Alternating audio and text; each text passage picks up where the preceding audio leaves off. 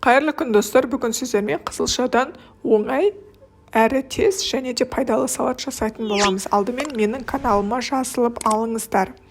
Ең бірінші картопымызды тазалап ашып алып, осынша етіп тураймыз. Егер сіздің теркаңыз болса, теркадан ұзынша етіп өткізіп алсаңыздар болады. Мен қолдың көмегімен барлығын біркелкетіп турап шықтым.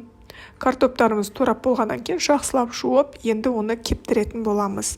Майлығымыздың үстіне біркелкетіп жаямыз, және де оның үстін қағаз майлықтар қойып, суын кептіретін боламыз. Яғни құрғақ болуы керек қуырған кезімізде. Барлығын осылай біркелкетіп жайып қойып қоямыз.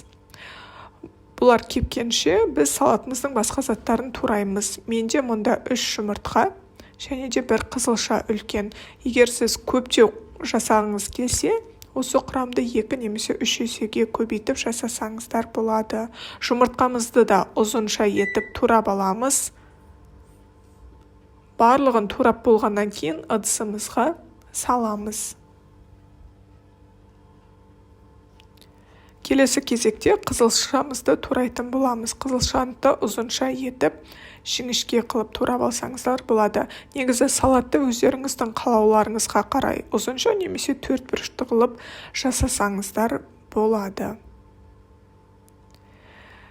Қызылшамызды барлығын турап болғаннан кейін ыдысымызға саламыз. Бетін жауып бір шетке алып қоямыз. Енді картопымызды қуыруға кірісеміз. Қызып тұрған майымызға картошкаларымызды салып, қып-қызыл болғанша біркелкетіп қуырып аламыз. Бірақ майларыңыз қатты қызып кетпесін.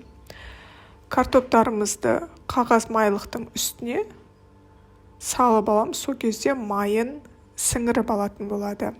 Енді салаттарымызды бір-біріне қосамыз. Кукурузды қосамыз, яғни жүгері. Оның үстіне жаңа қуырған картопымыздың жартысын қосамыз. Қалған бөлігін бетін сәндеуге алып қоясыздар. Дәміне қарай тұз және майонез қосамыз. Майонезді араластырып көресіздер. Егер аз болса, тағы да қосатын боласыздар.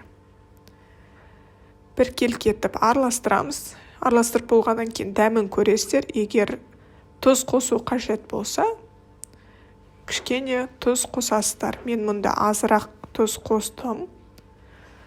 Сонымен салатымыз дайын. Барлығын біркелкетіп араластырып болғаннан кейін өзіміздің ыдысымызға салатын боламыз. Менде мұнда үлкен бір тарелке шықты. Сіздер бұны кішірек 2 тарелкаға бөліп салсаңыздар болады. Салатымыздың барлығын салып болғаннан кейін бетін картоп және жүгерімен сәндейтін боламыз. Яғни жаңа қалған картоптарымызды бетіне әдемілеп сәндеп қойып шығасыздар. Оның үстінен жүгеріні қоямыз. Сол кезде біздің салаттарымыз өте әдемі болып шығады. Міндетті түрде жасап көріңіздер. Сіздермен болған Айдана. Менің каналыма жазылып, лайк басып, қолдау білдіруді ұмытпаңыз.